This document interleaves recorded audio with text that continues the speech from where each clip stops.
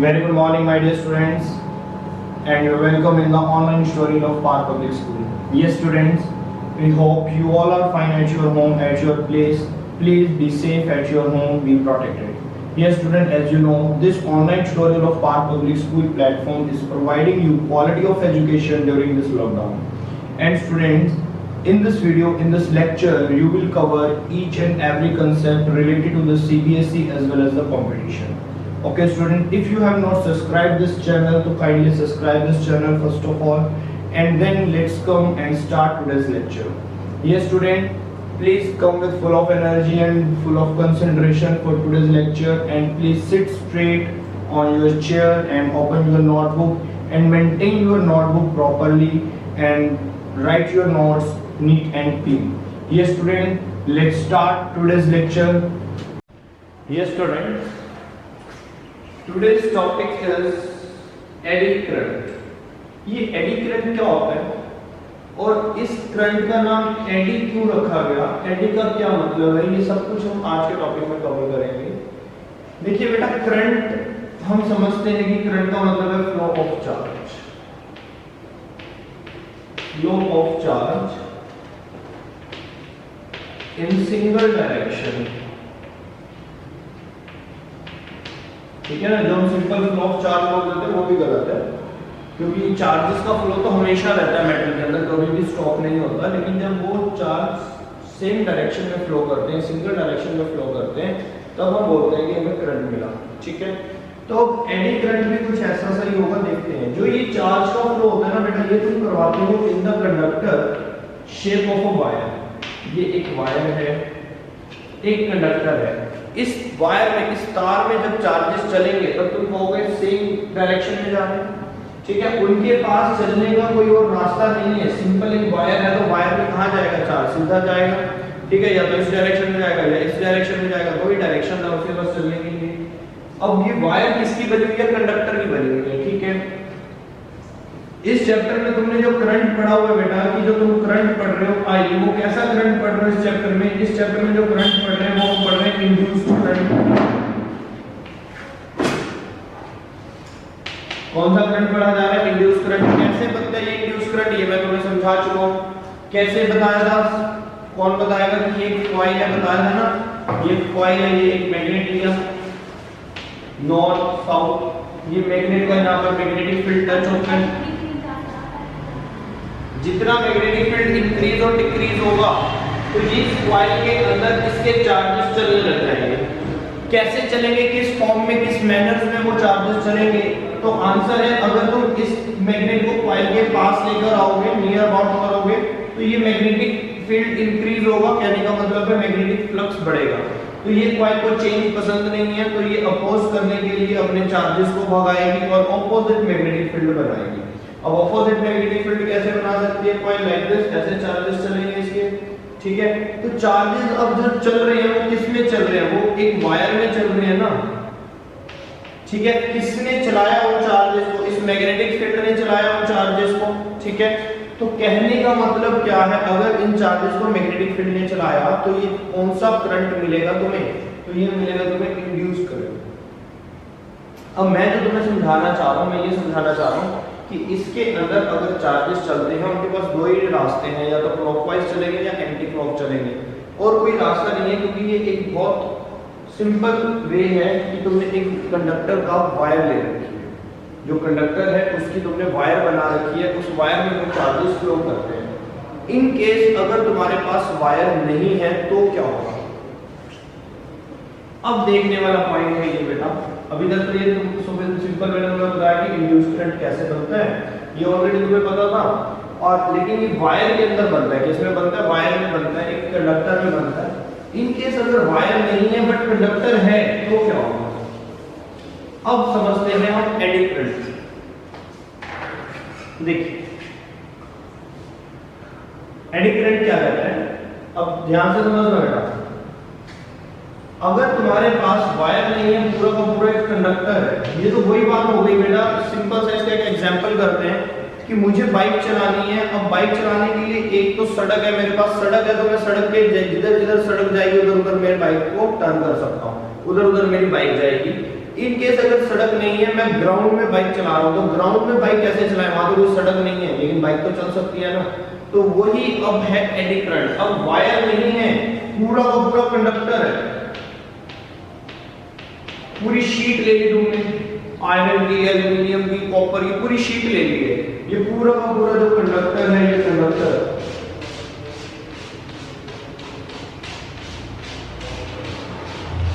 ये पूरा कंडक्टर तुम्हारे पास है, समझ आ रहा है भाई। अब ये कोई वायर नहीं है, that is the complete conductor. अब तुमने क्या किया, तुमने इस कंडक्टर के ऊपर मैग्नेटिक फ्लक्स चेंज किया। कैसे? वो इसे मैग्नेट को लिया नॉर्थ साउथ, इसके ऊपर मैग्नेटिक लाइन को टच किया। ये शीट है, ये मैग्नेट है, मैग्नेट को आगे पीछे कर रहे हो तुम, शीट के ऊपर मैग्नेटिक फ्लक्स कम ज्यादा हो रहा है। अगर मैग्नेटिक फ्लक्स चेंज हो रहा है शीट के ऊपर, तो ये शीट भी उस मैग्नेटिक फ्लक्स को अपोज करेगी। समझ पा रहे हो मेरी बात? अपोज करने के लिए क्या करेगी, एक मैग्नेटिक फील्ड बनाएगी, ऑपोजिट मैग्नेटिक फील्ड बनाएगी।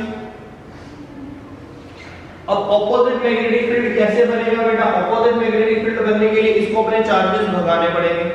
अब जब चार्जेस को ये मूव करवाएगा, तो अब कोई पर्टिकुलर डायरेक्शन नहीं है चार्जेस के मूव करने के लिए, कोई एक वायर नहीं है, ये पूरी पूरी शीट है। जैसे मैंने तुम्हें एग्जांपल दिया था कि मैं सड़क पे बाइक नहीं चला रहा हूँ, इसमें ग्राउंड में चला रहे हैं, तो पूरा का पूरा चार्जेस के लिए मैदान है, कहां पर भागेंगे चार्जेस?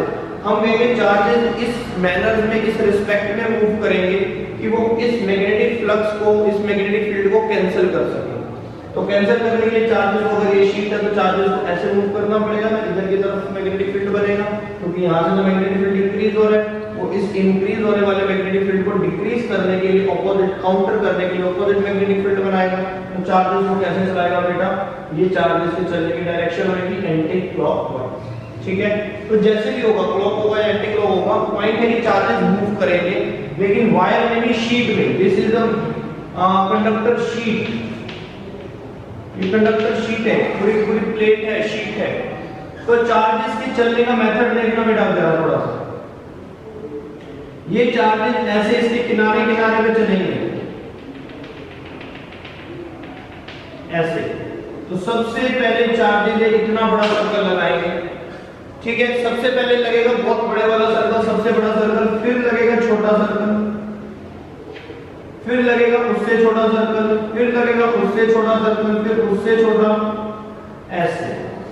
ये सर्कल क्लॉकवाइज भी हो सकते हैं, मतलब चार्जेस के चलने की डायरेक्शन क्लॉकवाइज भी हो सकती है, एंटी क्लॉक भी हो सकती है। अगर इस शीट को मैग्नेटिक फील्ड बाहर की साइड बनाना है तो एंटी क्लॉक, अंदर की साइड बनाना है तो क्लॉकवाइज चलाएंगे, ठीक है। वो डिपेंड करेगा सिचुएशन पे। अगर मैग्नेटिक फील्ड इंक्रीज हो रहा है तो ये बाहर की तरफ बनाएंगे उसको एनकाउंटर करने के लिए, अगर मैग्नेटिक फील्ड डिक्रीज हो रहा है तो ये इंक्रीज करने के लिए अंदर की तरफ बना लेंगे। तो वो सिचुएशन पे डिपेंड करेगा, लेकिन हमें ये पता लग गया कि चार्जेस तो अभी भी फ्लो करेंगे, चाहे वो शीट ही क्यों ना हो, कंडक्टर होना जरूरी है, बस शीट ही क्यों ना हो, वहां पर वायर नहीं है, फिर भी चार्जेस फ्लो कर रहे हैं और इस मैग्नेटिक फील्ड का, इस मैग्नेटिक फ्लक्स का, चेंजिंग मैग्नेटिक फ्लक्स का अपोज कर रहे हैं। पॉइंट क्लियर हो गया यहाँ पे सबको? अब बेटा ध्यान देना, इस क्वेश्चन के ऊपर ध्यान देना, ये नोट्स में तुम्हें मिलेगी, ये पॉइंट्स मैंने लिख रखे हैं नोट्स के अंदर कि ऐसा क्यों होता है। अब सबसे पहले बड़े वाला सर्कल ही क्यों लगता है, छोटा सर्कल बाद में क्यों लगता है? तो कहने का मतलब है कि जो चार्जेस फ्लो करते हैं, चाहे वो पॉजिटिव चार्ज फ्लो कर रहे हैं या फिर इलेक्ट्रॉन फ्लो कर रहे हैं, सेम नेचर के फ्लो करते हैं। पॉजिटिव है तो सारे पॉजिटिव चार्ज है, इलेक्ट्रॉन है तो सारे ही इलेक्ट्रॉन है, ठीक है। अगर सेम नेचर का चार्ज फ्लो करता है तो सेम नेचर में रिपल्शन होता है, रिपल्शन होने के कारण वो चार्जेस दूर दूर हो जाते हैं एक दूसरे से, ठीक है। दूर दूर होने के बाद वो एक चक्कर लगाते हैं, ऐसे मैग्नेटिक फील्ड को एनकाउंटर करते हैं। अगर वो प्रॉपर मैग्नेटिक फील्ड नहीं बना पाते या कम अमाउंट में मैग्नेटिक फील्ड बनता है, हमें और मैग्नेटिक फील्ड की जरूरत है एनकाउंटर करने के लिए, तो फिर एक और सर्कल आएगा और चार्जेस भी भागने लगेंगे, ठीक है। जब और चार्जेस भी भागेंगे तो उनको मजबूरी है कि अब वो उससे भाग तो जा नहीं सकते, क्योंकि मैक्सिमम बाउंड्री पे तो फर्स्ट सर्कल बन चुका है, अब वो उसके अंदर आ जाता है थोड़ा सा। फिर अगर और नीड है तो और चार्जेस भागने लगेंगे, वो और अंदर हो जाएंगे। तो लेकिन सबसे पहले बड़े वाला सर्कल कंप्लीट करना है, उसके बाद अंदर की साइड सर्कल्स बनेंगे। तो ये कैसी शेप आ जाएगी? कोसेंट्रिक सर्कल्स की शेप बन जाएगी। कोसेंट्रिक सर्कल्स का मतलब समझना क्या है? कोसेंट्रिक सर्कल्स का मतलब कॉन्सेंट्रिक सर्कल का मतलब है कि जैसे पानी में एक पत्थर फेंक दो, एक भंवर उठता है, ठीक है, तो ये भंवर जैसी शेप आएगी। और भंवर की जो इंग्लिश है वो है एडी। एडी का मतलब क्या है? कॉन्सेंट्रिक सर्कल्स बनने, जैसे पानी में पत्थर फेंकने के बाद बनते हैं कॉन्सेंट्रिक सर्कल, एनर्जी लेवल्स बनते हैं जो, तो ये जो कॉन्सेंट्रिक सर्कल्स बन रहे हैं चार्जेस के, ये ही इसी को हम एडी बोलते हैं। एडी करंट कहां पर मिलता है? याद करो, एडी करंट वायर में नहीं मिलता, एडी करंट एक शीट में मिलता है, ठीक है। कंडक्टर की पूरी शीट होती है, अगर उस शीट में मैग्नेटिक फ्लक्स चेंज होता है तो उसके शीट के, क्योंकि देखो कंडक्टर है तो कंडक्टर में चार्जेस की कोई कमी नहीं होती, तो वो अपने फ्री चार्जेस को इस डायरेक्शन में दौड़ाना शुरू करेगा कि वो इस चेंजिंग मैग्नेटिक फ्लक्स का अपोज कर सके, ठीक है। वो क्लॉकवाइज घुमाए चार्जेस को या एंटी क्लॉकवाइज घुमाए, वो सिचुएशन पे डिपेंड करेगा। लेकिन इस फॉर्म में अगर चार्जेस घूमते हैं, इस फॉर्म में अगर चार्जेस चलते हैं जो भंवर जैसा देखने में लगता है, तो उसको हम एडी करंट बोलते हैं। किसी को यहाँ तक कोई डाउट? एडी करंट समझ आया कि एडी करंट होता क्या है? क्लियर है? एडी करंट बनता कब है, कैसे बनता है? मैग्नेटिक फ्लक्स चेंज होने पर बनता है, वायर में नहीं बनता है, शीट के अंदर बनता है, ठीक है। चार्जेस को कॉन्सेंट्रिक सर्कल्स की फॉर्म में भगाया जाता है, ठीक है। क्यों भगाया जाता है? क्योंकि चेंज मैग्नेटिक फ्लक्स का अपोज करना है, एनकाउंटर करना है, ठीक है। चलिए बेटा, यहाँ तक सबको क्लियर है। तो इसकी कुछ एडवांटेजेस भी होती है, लेकिन इसकी कुछ डिसएडवांटेजेस होते हैं। डिसएडवांटेजेस, इसकी सबसे बड़ी जो डिसएडवांटेज है बेटा, देखो, अगर किसी शीट के अंदर चार्जेस मूव करेंगे, अगर किसी शीट के अंदर चार्जेस मूव करते हैं, तो इस शीट के अंदर चार्जेस को मूव करने के लिए कुछ फ्रिक्शन तो भी मिलेगा, इसका रेजिस्टेंस तो भी होगा, तो उसके कारण से, फ्रिक्शन और रेजिस्टेंस के कारण से ये शीट गर्म हो जाएगी, हीट एनर्जी आ जाएगी इसमें। तो सबसे बड़ा ड्रॉबैक है कि एडी करंट क्या प्रोड्यूस करता है? एडी करंट हीट प्रोड्यूस करता है। ये सबसे बड़ा लॉस होता है हीट का, एनर्जी, हीट की फॉर्म में एनर्जी का सबसे बड़ा लॉस है एडी करंट के अंदर। तो एडी करंट की सबसे बड़ी डिसएडवांटेज को याद करो, loss of heat energy. Her advantage के साथ कुछ, हर डिसएडवांटेज के साथ कुछ ना कुछ एडवांटेजेस भी होते होंगे, इसको हम यूज भी करते होंगे, तो इसको बहुत हाई लेवल में यूज करते हैं। अगर हम देखें तो एडी करंट का यूज हमारी लाइफ में बहुत है, जैसे कि मैग्नेटिक ब्रेक्स, जो अब बुलेट ट्रेन आ रही हैं या ट्रेन भी आ रहे हैं, मैग्नेटिक ट्रेन आने लग गई हैं, तो उनके अंदर एडी करंट का यूज किया जाता है। उनकी जो ब्रेक्स हैं, जैसे मेट्रो है, मेट्रो एकदम से ब्रेक लगती है मेट्रो की, ठीक है, वो कोई प्रेशर ब्रेक नहीं है, वहां पर मैग्नेटिक ब्रेक्स लगी हैं।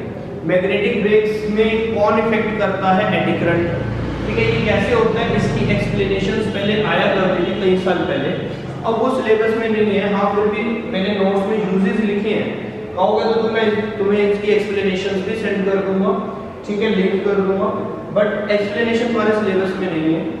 हमारे सिलेबस में सिर्फ पता होना चाहिए कि एडी करंट क्या है, उसकी डेफिनेशन क्या है एडी करंट की, ठीक है, एडी करंट की डिसएडवांटेज क्या है, ड्रॉबैक क्या है, हीट एनर्जी पैदा होती है। ज्यादा से ज्यादा तुमसे पूछा जाता है एडी करंट कहाँ पे यूज होता है, तो जस्ट यूजेस बता सकते हो, सिर्फ क्या बता सकते हो, उनके यूजेस बता सकते हो कि एडी करंट हमारा कहाँ यूज होता है। मैग्नेटिक ट्रेन में यूज होता है, मैग्नेटिक ब्रेक्स में यूज होता है, गैल्वेनोमीटर में, डेड हीट गैल्वेनोमीटर में यूज होता है। बेटा एक सेकंड होल्ड रखना।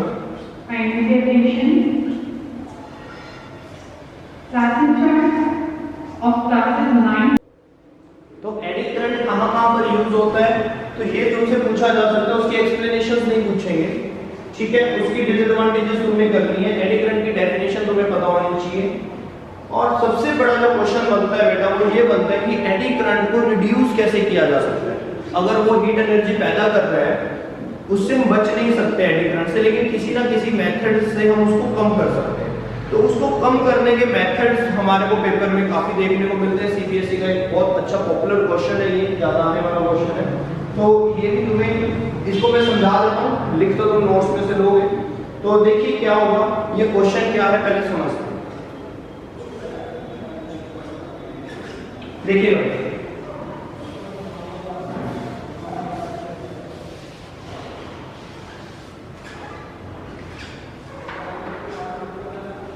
कैसे काम करते हैं ये क्वेश्चन, लेट्स सी। अगर तुम्हारे पास एक शीट है, इस शीट के अंदर एडी करंट प्रोड्यूस हो रहा है, क्या करो हमें पता है कि एडी करंट है तो करंट का फॉर्मूला क्या होता है? करंट का फॉर्मूला होता है I = Q divided by T, ठीक है ना? तो I = Q divided by T का मतलब समझते हैं एक बार कि अगर मैं T को इंक्रीज कर दूं, अगर मैं टाइम को इंक्रीज कर दूं तो करंट कम हो जाएगा।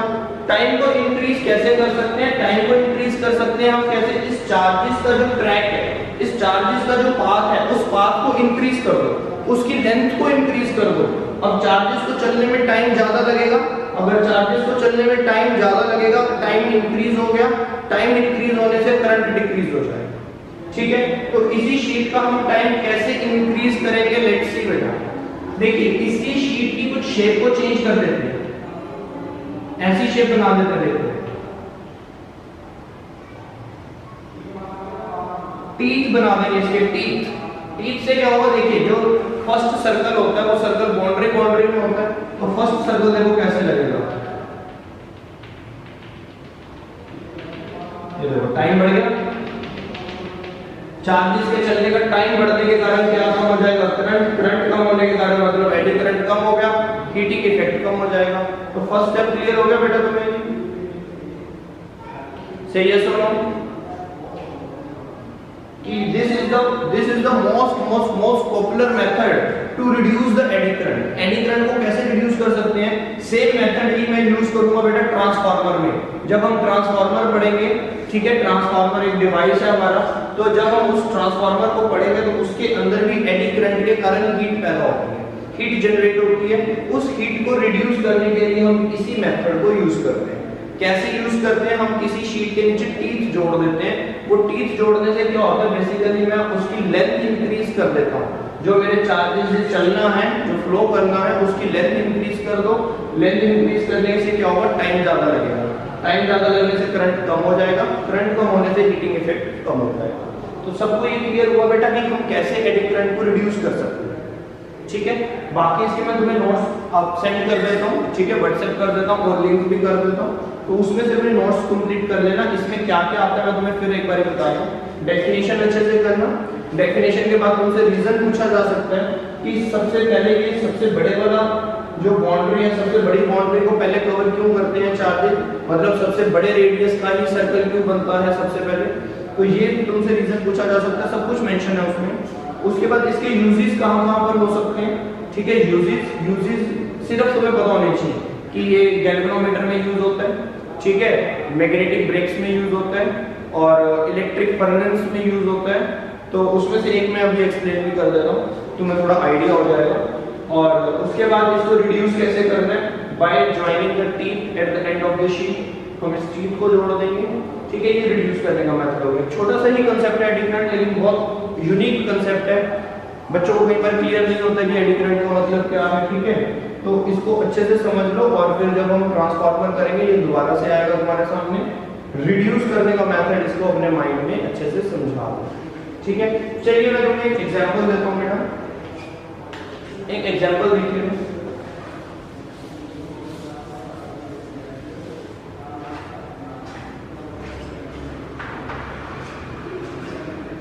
यस ना, इलेक्ट्रिक फर्नेस की बात करते हैं कि इलेक्ट्रिक फर्नेस कैसे काम करता है। ये मेरे पास एक चैम्बर है, ठीक है? यहां पर मैंने मैग्नेट्स लगा दिए, ये मैंने मैग्नेट लगा दिए, ओके? यहां पर मैं क्या करता हूं, इसको नीचे मोटर के साथ जोड़ देता हूं, एक मोटर लगा देता हूं इसको रोटेट करने के लिए कि इस चैम्बर को बीच में घुमाया जा सके। अब मैं इसके अंदर स्क्रैप डालता हूं। ध्यान रखना बेटा, जो स्क्रैप तुमने डालना है वो मेटल का होना चाहिए, कंडक्टर होना चाहिए। उसको स्ट्रिप्स की फॉर्म में कट करके, जैसे मुझे किसी मेटल को क्रश करना है, मेल्ट करना है, तो मेल्ट ये फर्नेस के अंदर हो जाएगा, बहुत इजीली हो जाएगा। तुम्हें कोई कोल लगाने की जरूरत नहीं है, कोई पेट्रोल यूज करने, हीट एनर्जी देने की जरूरत नहीं है, वो खुद हीट एनर्जी पैदा करेगा। कैसे करेगा? Let's see. तुमने क्या करना है, मेटल का स्क्रैप स्ट्रिप्स की फॉर्म में इसके अंदर डाल देना, ठीक है? क्रश मेटल को इसके अंदर डाल देना स्ट्रिप्स की फॉर्म में, फिर इसको घुमाना है। इधर देखो मैग्नेटिक फील्ड कांस्टेंट तुम्हें मिलता रहेगा नॉर्थ से साउथ, कहने का मतलब है कि जब मैग्नेटिक फील्ड तुम्हें कांस्टेंटली मिल रहा है और जब ये चैम्बर बीच में घूमेगा, घूमने के कारण क्या होगा, जो इसके अंदर पड़ी हुई स्ट्रिप्स है उस स्ट्रिप्स का घूमने के कारण फ्लक्स चेंज होगा। क्यों? क्योंकि मैग्नेटिक नंबर ऑफ लाइन उसमें चेंज होगी, तुम घुमा रहे हो, ठीक है, कोई चीज स्टिल है तो बात अलग है, लेकिन वो घूम रही है, एंगल चेंज हो रहा है उसका बार बार। तो हमारे को फ्लक्स का फॉर्मूला पता है ना, फ्लक्स का फॉर्मूला क्या होता है, dA cos थीटा। तुम उसके थीटा को बार बार चेंज कर रहे हो, क्यों? चैम्बर को घुमा रहे हो, जब ये घूमेगा तो बेटा उसका फ्लक्स चेंज होगा अंदर पड़ी हुई स्ट्रिप्स का। अब वो स्ट्रिप्स है, कंडक्टर है, कोई वायर्स नहीं है, तो उनके अंदर वो चार्जेस घूमने लग जाएंगे, एडी करंट बन जाएगा। ठीक है, हमने अभी भी पढ़ा ना कि अगर हम किसी स्ट्रिप में किसी शीट के अंदर फ्लक्स चेंज करेंगे तो एडी करंट बनेगा। तो जैसे उस स्ट्रिप्स का तुम फ्लक्स चेंज करोगे उसमें एडी करंट बनेगा। और एडी करंट का ड्रॉबैक क्या होता है, हीट एनर्जी पैदा करना। इसको इतनी फास्ट घुमाते हैं कि उसके अंदर इतना ज्यादा एडी करंट बनता है कि वो खुद मेल्ट होने लगता है। तो that is called the electric furnace. इसको हम इलेक्ट्रिक फर्नेस बोलते हैं, जो एडी करंट पे बेस्ड है। समझ आया? इसको हम घुमाएंगे, फ्लक्स चेंज होगा, फ्लक्स चेंज होने से एडी करंट बनेगा, एडी करंट से हीट एनर्जी पैदा होगी और वो मेल्ट हो जाएगा। अब ध्यान रखना बेटा, एडी करंट क्या करता है, एडी करंट हमेशा अपने कॉज का अपोज करता है। जिस कारण से एडी करंट पैदा हो रहा है ना, वो उसी कारण को रोकने की कोशिश जरूर करता है। ठीक है, तो ये हमेशा याद रखना, वो हमेशा हर कोई करता है, सिर्फ एडी करंट ही नहीं करता। ये हम बोल देते हैं कि एडी करंट अपने कॉज को अपोज करता है, ये बुक्स में लिखा हुआ है, लेकिन हर कोई करता है ना। देखिए मैं तुम्हें दिखाता हूँ हर कोई कैसे करता है। अभी देखिए, हमेशा चेंज को कौन, जो चेंज होता है ना उसको अपोज किया जाता है। ये तुम पढ़ रहे, ये कॉइल है, ये मैग्नेट है, ठीक है। तुम इस मैग्नेट को पास लेकर आओगे, जब तुम इस मैग्नेट को पास लेकर आओगे तो ये वाले कॉइल पे कौन सा पोल बनेगा, सोच कर देखो। यहाँ से मैग्नेटिक फील्ड बाहर निकलेगा, क्यों? क्योंकि इस मैग्नेटिक फील्ड को कैंसिल करने के लिए, ठीक है ना। और बाहर निकलेगा तो बाहर निकलने के लिए वो नॉर्थ पोल ही तो बनाएगा। मैग्नेटिक फील्ड बाहर कहां से निकलता है, नॉर्थ पोल से। अब नॉर्थ पोल कैसे बनेगा, जब चार्जेस एंटी क्लॉक घूमेंगे। ये तो हमें पता है कि अगर किसी कॉइल में चार्जेस एंटी क्लॉक टर्न करते हैं, एंटी क्लॉक रोटेट करते हैं, ये एंटी क्लॉक रोटेट करते हैं तो ये नॉर्थ पोल बनता है, ऐसा पोल बनता है नॉर्थ पोल। तो यहाँ पर नॉर्थ पोल बनेगा। अब नॉर्थ पोल रिपेल करेंगे ना एक दूसरे को, रोकने की कोशिश करेगा उस मैग्नेट को, तो दूर रुक जाओ, पास मत आ मेरे, क्योंकि उसको अपोज करेगा, जितना वो पास आएगा जितना है उसको अपोज करेगा। तो समझो इस चीज को, ठीक है। अगर तुम इसे दूर लेकर जाओगे तब भी ये रोकने की कोशिश करेगा, भाई अब दूर भी मत जा, फिर ये साउथ पोल बना देगा। तो ये तो हमेशा होता है, सिर्फ एडी करंट में नहीं है कि जो कारण बनता है उसको ये रोकते हैं, ठीक है। एडी करंट में भी क्या है, जब तुम इस चैम्बर को रोटेट करोगे ना, जब तुम इस चैम्बर को रोटेट करोगे एडी करंट बनेगा, तो वो एडी करंट चाहेगा ये चैम्बर रोटेट ना हो, ऑपोजिट फोर्सेस लगेंगे इस चैम्बर में, लेकिन तुम्हें इसके नीचे एक हैवी मोटर लगानी पड़ेगी घुमाने के लिए, जो एडी करंट के फोर्सेस को भी तोड़ दे, ठीक है ना। क्योंकि एडी करंट बनेगा, एडी करंट बना किस कारण से बना, इस चैम्बर के घूमने के कारण से बना। तो एडी करंट इस चैम्बर पे ऑपोजिट फोर्स लगा देता है। कहने का मतलब वो इस चैम्बर को रोकने का, घूमने से रोकने की कोशिश करता है, लेकिन हमने नीचे मोटर लगा रखी है, हमेशा घुमाते रहते हैं। यही कारण होता है मैग्नेटिक ब्रेक्स में भी, यही कारण है कि जब वो व्हील घूमता है मैग्नेटिक फील्ड के अंदर तो फ्लक्स चेंज होता है, फ्लक्स चेंज होता है तो व्हील के अंदर एडी करंट बनता है, और एडी करंट घूमने के कारण बनता है, वो उस व्हील को घूमने से रोक लेता है, अपोज करता है, इतना ऑपोजिट फोर्स मिलता है कि व्हील घूमने से रुक जाता है। तो हमेशा एडी करंट अपने कॉज का अपोज भी करता है, याद रखना बेटा, ठीक है। चलिए आज का टॉपिक इतना ही है बस, एडी करंट। नेक्स्ट टॉपिक कल करेंगे, ठीक है। तब तक टेक केयर बेटा, have a nice day ahead.